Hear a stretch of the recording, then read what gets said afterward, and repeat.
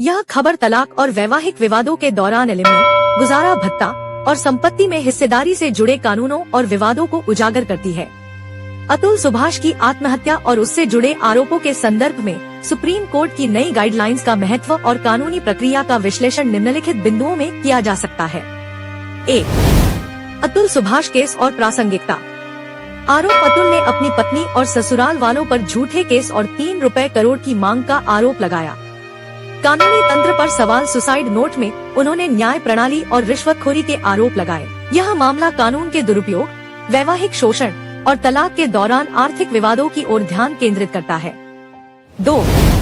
Supreme court की guidelines. Supreme court ने alimony तय करने के लिए 8 महत्वपूर्ण बिंदुओं को गाइडलाइंस के रूप में प्रस्तुत किया।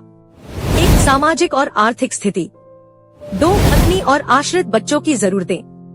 3. पत्नी और आश्रित बच्चों की योग्यताएं और रोजगार की स्थिति। 4. आवेदक की कमाई और संपत्ति। 5. ससुराल में पत्नी किस तरह रहती थी। 6. पारिवारिक जिम्मेदारी के लिए क्या नौकरी भी छोड़ी गई थी। 7. किसी तरह का कोई रोजगार नहीं करने वाली पत्नी का मुकदमेबाजी में होने वाला खर्च। 8. पति की आर्थिक क्षमता, उसकी कमाई और गुजारा भत्ता की जिम्मेदारी। यह गाइडलाइंस यह सुनिश्चित करने के लिए बनाई गई है कि एलिमनी न तो पति के लिए सजा बने और न ही पत्नी को उसका वाजिब हक मिलने से रोका जाए। 3. एलिमनी और संपत्ति से जुड़े कानून। एलिमनी कानून भारतीय नागरिक सुरक्षा संहिता BNSS की धारा 144 और CRPC की धारा 125 के तहत पत्नी, बच्चों और माता पिता के लिए गुजारा भत्ता सुनिश्चित किया गया है।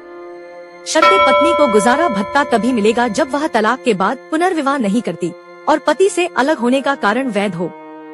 B. संपत्ति में हिस्सा। तलाकशुदा पत्नी को पति की पैतृक संपत्ति में कोई अधिकार नहीं होता। केवल पति की स्वार्जित संपत्ति पर ही पत्नी दावा कर सकती है। बच्चों का पैतृक संपत्ति पर अधिकार बना रहता है। C. जुर्माना और सजा। अगर पति कोर्ट के आदेश के बावजूद गुजारा भत्ता नहीं देता तो उसे जुर्माने और जेल की सजा हो सकती है। 4. सामाजिक और कानूनी सवाल। 1. कानून का दुरुपयोग। क्या तलाक के दौरान झूठे केस और अनुचित आर्थिक मांगों से बचने के लिए कानूनी सुरक्षा पर्याप्त है? ऐसे मामलों में निष्पक्षता सुनिश्चित करने के लिए न्याय प्रणाली में सुधार की आवश्यकता है। B. मानसिक स्वास्थ्य। तलाक और आर्थिक विवादों के कारण उत्पन्न मानसिक तनाव को कम करने के लिए क्या कदम उठाए जा सकते हैं? C. कानूनी जागरूकता। समाज में कानूनों की सही जानकारी और वैवाहिक विवादों के समाधान के लिए मध्यस्थता को बढ़ावा दिया जाना चाहिए। 5. निष्कर्ष। यह मामला न केवल तलाक से जुड़े विवादों को दर्शाता है बल्कि यह भी बताता है कि कानूनों का दुरुपयोग और न्याय प्रणाली में खामियां किस तरह व्यक्तिगत और पारिवारिक जीवन को प्रभावित कर सकती हैं। सुप्रीम कोर्ट की नई गाइडलाइंस एक सकारात्मक कदम है, लेकिन इसे लागू करने और विवादों के त्वरित और न्यायपूर्ण समाधान के लिए जागरूकता और संवेदनशीलता की आवश्यकता है।